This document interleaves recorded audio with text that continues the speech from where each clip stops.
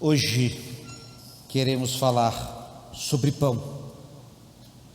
Falamos pela manhã, mas agora à noite em especial queremos acompanhar este pão nosso de cada dia, diário, comum, refeição básica da maioria dos povos da terra, o pão. O texto que nos inspira, e voltaremos a ele no decorrer da nossa caminhada na Bíblia, é o texto de Atos capítulo 2, versos 46 e 47, que diz assim: e diariamente perseveravam unânimes no templo e partiam pão de casa em casa, e tomavam as suas refeições com alegria e singeleza de coração, louvando a Deus e contando com a simpatia de todo o povo. Enquanto isso, acrescentava-lhes o Senhor dia a dia os que iam sendo salvos. Pão. Quando a gente estuda a luz da palavra de Deus, a gente vê como esse fascinante alimento está entranhado com o plano de Deus em salvar o homem. Bem, precisamos conhecer um pouquinho da história do pão.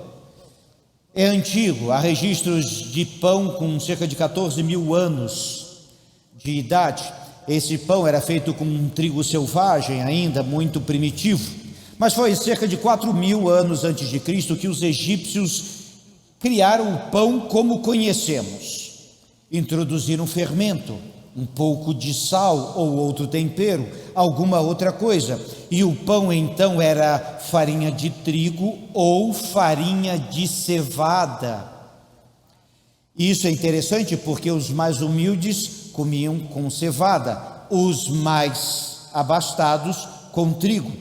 Era então feita uma massa e posta para assar. O pão então durava muitos dias e era possível, fonte de carboidrato, fonte de minerais e vitaminas.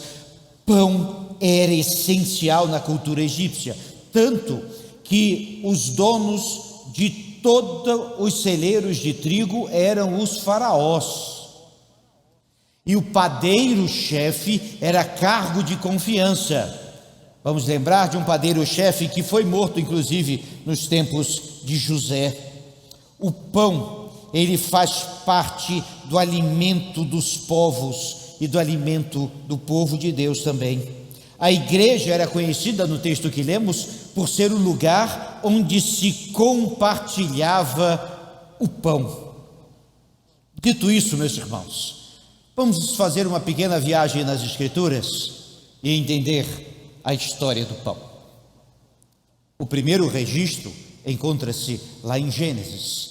Quando o homem peca, ele é expulso do jardim do Éden, do paraíso, e Deus diz a eles: do suor do teu rosto comerás o pão.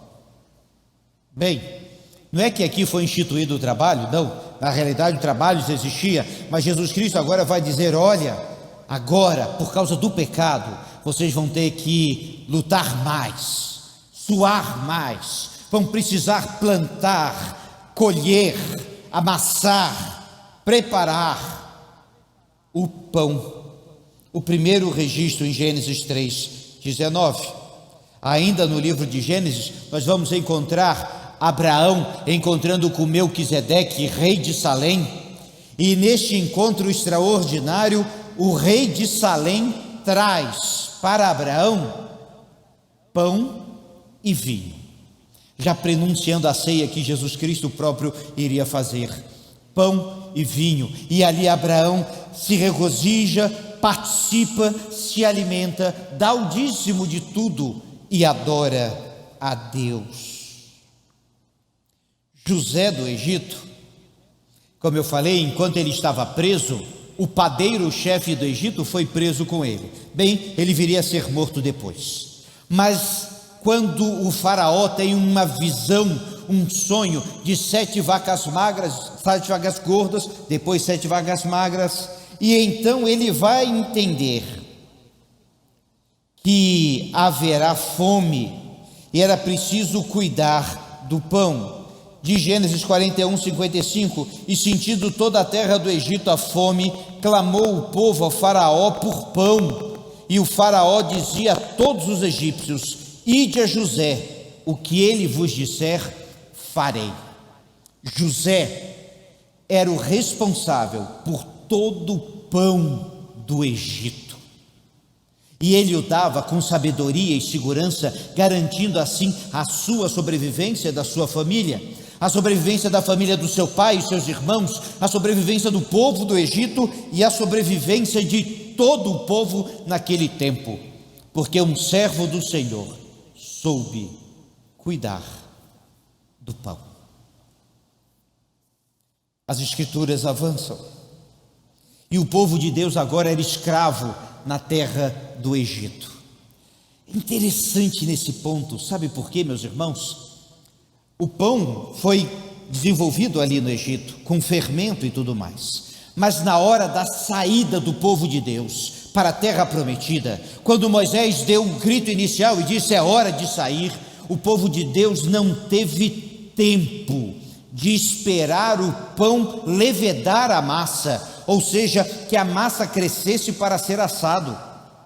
E então eles criaram o chamado pão ázimo, ou seja, o pão sem fermento, não porque não tivessem fermento, mas porque não tinham tempo para esperar fermentar. E assim, durante toda a história do povo de Deus, vamos vê-lo na época da Páscoa, usando esse pão sem fermento, para lembrar que eles não tiveram tempo de fermentar na saída do Egito. Um detalhe interessante, que quem criou o fermento e desenvolveu foi o povo egípcio.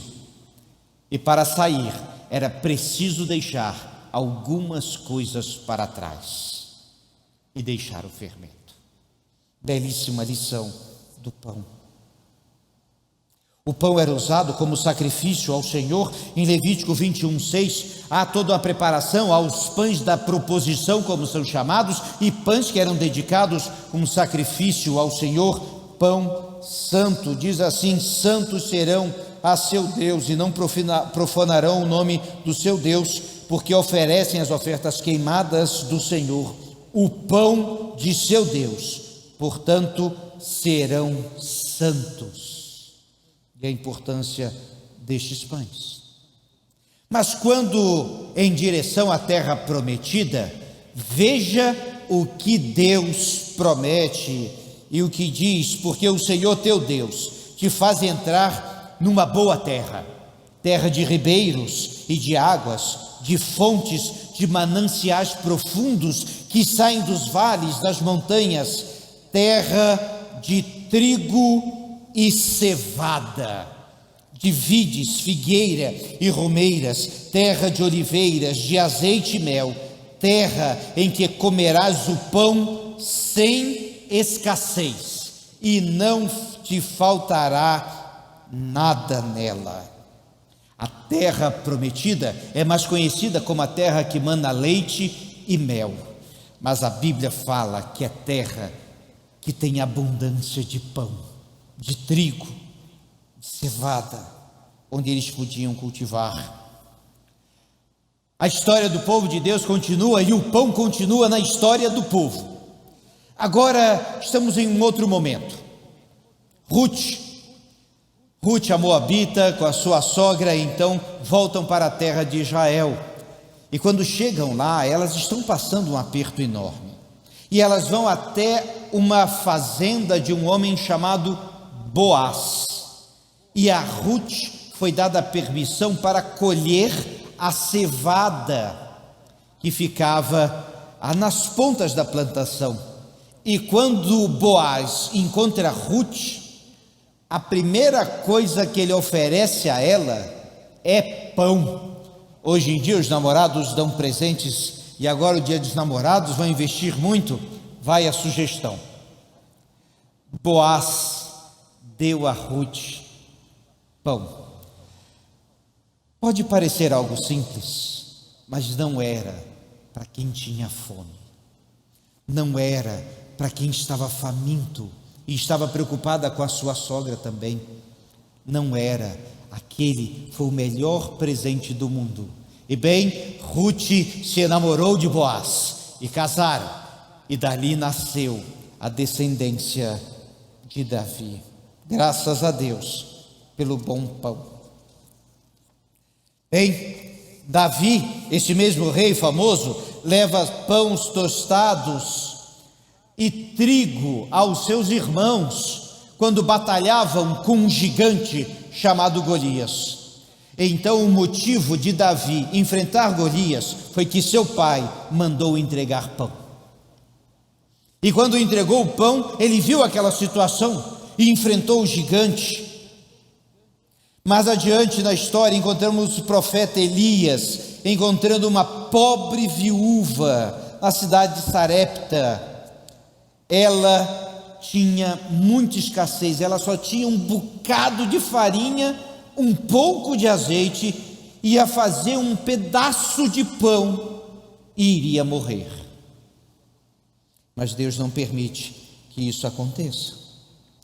E então Elias diz assim, chamou ela e disse: traze-me também um bocado de pão da tua mão. Ela se espanta, mas eu só tenho isso e vou morrer. E Elias insiste com ela, e ela entrega o seu pão ao profeta. E depois não para mais de brotar nem farinha e nem azeite, e o pão na casa dela não parou de ter. Pão que pôde ser compartilhado, pão que multiplicou, pão. E vocês vão vendo, meus irmãos, que a história bíblica começa a ter muito sentido pelo pão. Palavras comuns começam a aparecer: multiplicação, fome, escassez, saciar, alimento, milagre. Obadias, um profeta que nos tempos de Elias ajudou muitos profetas do Senhor. Obadias, esse servo de Deus, alimentou os profetas com pão e água. Pode parecer pouco, mas foi o suficiente para resgatar aqueles que ali estavam. O Salmo 127 diz assim: se o Senhor não edificar a casa, em vão trabalham os que edificam. Se o Senhor não guardar a cidade, em vão vigia a sentinela. Inútil vos será levantar de madrugada, repousar tarde, comer o pão que penosamente granjeastes. Aos seus amados ele o dá enquanto dormem. Este belo salmo fala de como Deus nos dá o pão, como Ele nos dá o sustento, como Ele nos dá o alimento, e sem Deus é inútil correr atrás de qualquer outra coisa, mesmo do pão. Mas com Deus, o pão não nos faltará. O livro de Provérbios ensina que o pão é consequência do trabalho. O que lavra a sua terra será farto de pão, mas o que corre atrás de coisas vãs é falto de senso. Ou seja, aquele que trabalha, sim, vai comer do seu pão. Ainda em Provérbios diz: o generoso será abençoado, porque dá do seu pão ao pobre. E aprendemos a importância de compartilhar do pão que Deus nos dá. Bem, meus irmãos, se assim foi no Antigo Testamento, no Novo Testamento agora muda ainda mais a importância do pão. E Jesus Cristo, o nosso Senhor, é esse. Adivinhem onde Jesus nasceu? Na pequena cidade de Belém, Betlehem, que significa casa de pão. Foi lá que Jesus nasceu. Na primeira parte da tentação, o diabo tenta Jesus a transformar pedras em pães. E Jesus vai dizer: nem só de pão viverá o homem, mas de toda palavra que sai da boca de Deus. No Pai Nosso, na conhecida oração, há um único pedido por coisas materiais: o pão nosso de cada dia nos dá hoje. Nessa oração é lembrado que o pão é nosso, não é pão meu,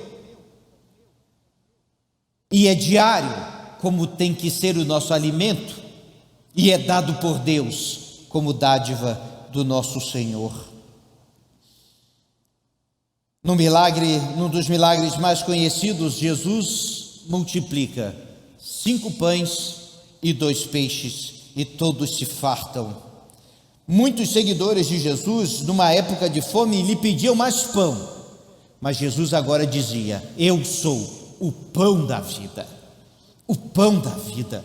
E quando ele diz isso, agora os discípulos vão poder entender o que é isso, que quem tem fome é saciado, quem tem sede e é saciado, como foi cantado aqui pelo nosso irmão Zé Levi, tantas coisas que o Senhor Jesus oferece para satisfazer a vida, e com pão não é diferente. Eu sou o pão da vida, e quem se alimentar não terá mais fome.